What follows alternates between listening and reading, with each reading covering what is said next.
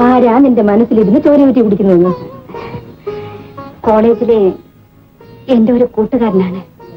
ഒരേ പ്രായമായിരിക്കുമല്ലോ. എന്നേക്കാൾ 2 വയസ്സ് കൂടുതലാണ്. പറ്റിക്കാം. സുന്ദരനാണോ? സ്വത്തോ?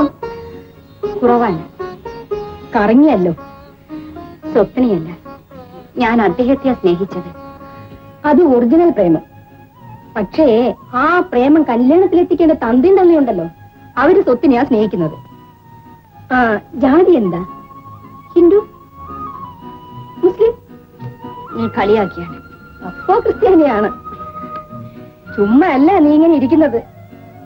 ഞാൻ വല്യമ്മച്ചോട് എല്ലാം തുറന്ന് പറയാൻ പോവുകയാണ്. അല്ലാതെ മാർഗമില്ല.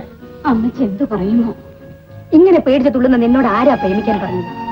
ഞാനാണെങ്കിൽ ഒരുത്തിനെ പ്രേമിച്ചാൽ ഉടുമ്പിനെ പോലെ പ്രേമത്തിൽ അള്ളി പിടിച്ചു കിടക്കും. കഷ്ടകാലത്തിന് എന്റെ പിള്ളേരുടെ അപ്പൻ വന്ന് കെട്ടുന്നത് വരെ ഒരുത്തിനെ പോലും പ്രേമിക്കാൻ കിട്ടിയിട്ടില്ല. ഇപ്പോഴൊരാളെ കിട്ടി. ആരാ? എന്റെ പിള്ളേരുടെ അപ്പൻ. നീ വിഷമിക്കേണ്ട. വല്യമ്മച്ചോട് പറഞ്ഞ് എല്ലാം ഞാൻ സമ്മതിപ്പിച്ചു.